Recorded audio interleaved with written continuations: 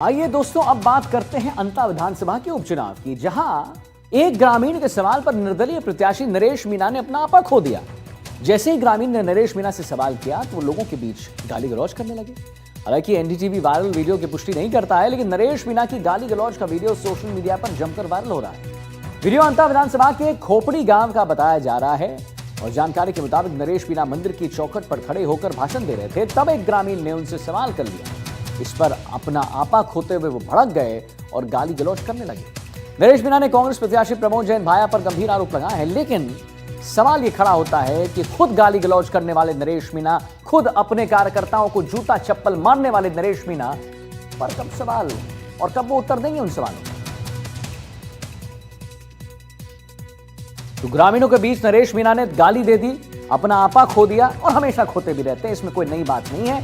Social media पर viral हो गया है ये वीडियो। और उसके बाद जब देखिए दोस्तों, होता क्या है कि जब इनसे पूछा जाए कि आपने आपा क्यों खो दिया, आप अपने कार्यकर्ताओं को क्यों ऐसे बोलने लगे, तो इनका कहना होता है कि ये मेरा स्टाइल है। तुम मेरे से बात कर रहा, इधर आ भाई, इधर आ, मैं दूंगा तेरे को जवाब। ऊपर आ, इसको जवाब मैं दूंगा ना। काय बोला भाई साहब,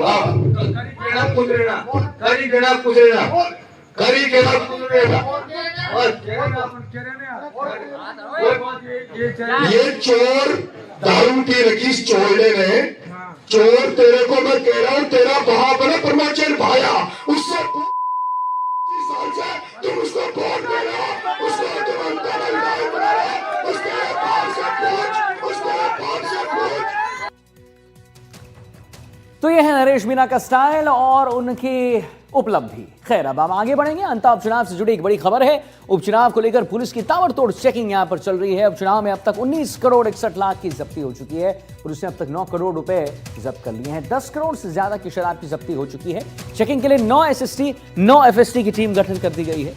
बॉर्डर एरिया पर लगातार चेकिंग अभियान जारी है और आने जाने वाले हर गाड़ियों की चेकिंग अब गहनता से होगी।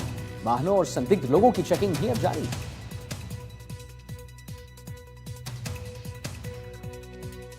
एनएचआरसी ने देश में इस्तेमाल किए हुए तेल को दोबारा उपयोग करने के मामले पर संज्ञान लिया है। दोस्तों, दरअसल भोपाल की जो है सार्थक सामुदायिक विकास एवं जन कल्याण संस्था ने 18 अक्टूबर 2025 को इस मामले में शिकायत दर्ज करवाई थी और शिकायत में बताया गया था कि छोटे होटल, ढाबों और ठेले वाले तेल बार बार दोबारा इस्तेमाल करते हैं। इससे कैंसर होता है, हार्ट की बीमारी होती है, ब्लॉकेज होता है, लिवर की समस्या जैसे गंभीर बीमारियों का खतरा बढ़ जाता है। आयोग ने इस पर FSSAI को नोटिस जारी किया और मामले में जो है राज्यवार जांच की रिपोर्ट 2 हफ्तों के भीतर जमा करने के आदेश दे दिए। वहीं जयपुर में एनडीटीवी ने इस मामले में बाजारों में पड़ताल की और एक समोसा कचौरी दुकान पर कर्मचारी ने बताया कि वो एक तेल को जो 3 से 4 बार समोसा कचौरी तलते हैं और उसके बाद ठेले वालों को दे देते हैं। पूरे देश में समोसे, कचौरी, भटूरे, इस तरह की जो आम चीज़ें हैं जो कि रोड पर ठेलियों पे मिलती हैं या छोटी दुकानों पर मिलती हैं, उसमें इस्तेमाल किए हुए तेल को बार बार इस्तेमाल में किया जाता है। इसको लेकर के एनएचआरसी ने सख्त कदम उठाया है और इस मामले में एफएसएसआई को नोटिस जारी किया है और एक आदेश जारी करके जवाब मांगा है कि इस पर क्या कार्रवाई की जा रही है ये बताएं। साथ ही जो इस्तेमाल हुआ तेल है वो दोबारा इस्तेमाल ना हो, इस बात को सुनिश्चित करने के लिए आदेश दिए गए हैं। मैं इस वक्त जयपुर में एक शॉप पर मौजूद हूँ जहाँ पर आप देख सकते हैं कि समोसे जो हैं वो तले जा रहे हैं। अभी इनसे बात करते हैं, जरा समझते हैं। भैया, ये जो तेल है ये आप इकट्ठा करते हैं उसमें? हाँ, इकट्ठा करते हैं। उसका क्या होता है फिर? ये अब बेच देते हैं, ले जाता है 2-4 लीटर। ये गरीब लोग हैं ना, वो ले जाते हैं इनको। जो ठेली वगैरह वाले? हाँ, ठेले वाले जो पूड़ी वूड़ी तलते हैं ना, वो ले जाते हैं। तो उसमें पूड़ी वूड़ी तलते हैं? हाँ। अच्छा, ये आप कितनी बार इस्तेमाल करते हैं? हम तो ये 2-3 बार करते हैं इसको।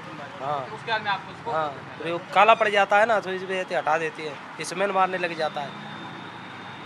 तो देख सकते हैं किस तरीके से बता रहे हैं कि ये इस तेल में जैसे समोसे या कचौरी जो भी तलते हैं यहाँ पर वो 3 से 4 बार तलते हैं, जिसके बाद में ये जो सामान है, इसको जो तेल है उसको एक अलग जो कंटेनर वहाँ पे रखा हुआ है साइड में, उसमें डाल देते हैं और ये जो कंटेनर है इसमें ये ऑयल जो दिन भर का इनका इस्तेमाल होता है ये स्टोर होता है। यहाँ तक ये जो तेल है ये एक बार इस्तेमाल में आ चुका होता है, लेकिन इसके बाद जो ये कंटेनर में तेल इकट्ठा हुआ है, ये तेल जो ठेली वाले जो छोटे और व्यापारी हैं वो यहाँ से इनके पास से परचेज करके ले जाते हैं। जो पूरी तलने वाले हैं या भटूरे या छोटी ठेलिया लगाते हैं वो इसको यहाँ से ले जाते हैं और उसको इस्तेमाल करते हैं। ये जो तेल अब इस्तेमाल होने के बाद दोबारा इस्तेमाल में होता है, ये बहुत ख़तरनाक है, क्योंकि इससे लीवर और हार्ट संबंधी बहुत सी बीमारियां ऐसी हैं जो होने का खतरा बढ़ जाता है। यहाँ तक कि कैंसर जैसी खतरनाक बीमारियां होने का खतरा भी जो है वो बढ़ जाता है। और इसको लेकर के ही एनएचआरसी ने इस मामले में सख्त कदम उठाया है और इस मामले में संज्ञान लेते हुए एफएसआई को इस पूरे मामले में जांच करने के लिए और उचित दिशा निर्देश बनाने के लिए आदेश जारी किए हैं। कैमरामैन निर्मल कुमार के साथ विश्वास शर्मा, एनडीटीवी। देखिए, चूरू में लंपी बारिश का जो कहर है वो जारी है दोस्तों। गोवंश लगातार लंपी बारिश का शिकार हो रहे हैं। सरदार शहर क्षेत्र में गोवंश में लंपी के बढ़ते मामलों को देखते हुए श्री गौशाला समिति और हम आपको बताएं स्वामी श्री रामशरण जी महाराज पशु चिकित्सा ने निशुल्क लंपी उपचार केंद्र को गांधी विद्या मंदिर गौशाला के सामने शुरू कर दिया है।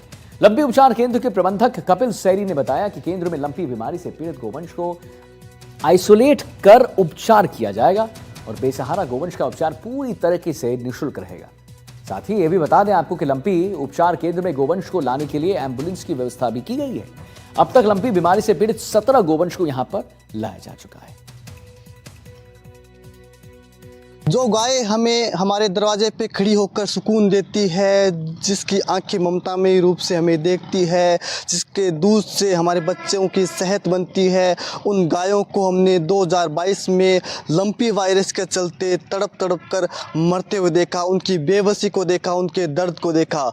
वहीं एक बार फिर से लंपी वायरस है वो चूरू जिले सहित प्रदेश भर में सक्रिय होता हुआ दिखाई दे रहा है, जिसके चलते गायों की अब मौत है वो होनी शुरू हो चुकी है। ऐसे में चूरू जिले की बात करें तो चूरू जिले के अंदर गांधी विद्या मंदिर संस्थान है वो आगे आया है और लंपी वायरस से पीड़ित गायों की देखभाल के लिए यहाँ पर एक शेल्टर होम बनाया गया है। साथ ही साथ इन गायों की निःशुल्क सेवा है वो यहाँ पर की जा रही है। जिले भर से जो किसान हैं वो अपने गायों को, अपने पशुओं को यहाँ पर लेके आ रहे हैं, उनका उपचार करवा रहे हैं। आप देख पा रहे होंगे ये लंपी से पीड़ित गाय हैं और यहाँ पर जिले भर के जो पशुपालक है वो अपने पशुओं को लेकर आ रहे हैं। लंपी वायरस एक बार फिर से सक्रिय होता हुआ दिखाई दे रहा है, कैसे देखते हैं इसे? हाँ बिल्कुल, अभी ये पैर पसारने लग गया है।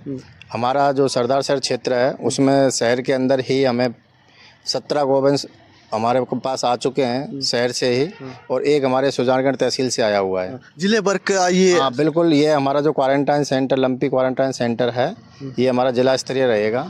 और भी कहीं के भी आते हैं बाहर से भी हमारा, और भी तो उनका भी हम स्वागत करेंगे। और अभी आप देखेंगे तो हमारे ये जो गोवंश है, ये जो हमें बछड़ा दिखाई दे रहा है सामने, हाँ बताइए। तो वो बछड़ा 5 दिन से रामनगर बास में पड़ा हुआ था लंपी से ग्रसित, ना तो खा रहा था ना पी रहा था। और अभी जब उसका ट्रीटमेंट हमने चालू किया है तो वो उसमें कुछ सुधार हमें दिख रहा है। तो वो खड़ा हो भी हो रहा है, अब पानी भी पी रहा है और चारा भी चल रहा है। तो लग रहा है कि हमें वो इससे जो हमारा ट्रीटमेंट है, यह ट्रीटमेंट हमारा आयुर्वेदिक रहेगा और एलोपैथी दोनों ही रहेगा। तो उसमें इम्यूनिटी हमें ज़्यादातर जो इससे लड़ने की क्षमता पैदा होगी वो इम्यूनिटी के साथ ही है कि अगर हमारा इम्यूनिटी सिस्टम बना रहेगा अच्छा तो हमारा जो गोवंश है उसकी रिकवरी जल्दी होगी। काफ़ी बड़ी तादाद में गायों की मौत है इस लंपी वायरस की चलती हुई थी, लेकिन इस बार कम मौत हो, इस बार पहले से ही बचाव किया जाए, पहले से ही उपाय है वो किए जाए। ऐसे में सामाजिक संगठन हैं वो भी आगे आ रहे हैं। साथ ही साथ जो सरकार है अब देखना हो कि वो आखिर किस प्रकार से, किस स्तर पर अपनी ओर से प्रयास है वो करती है। एनडीटीवी के लिए चूरू से गजेंद्र सिंह।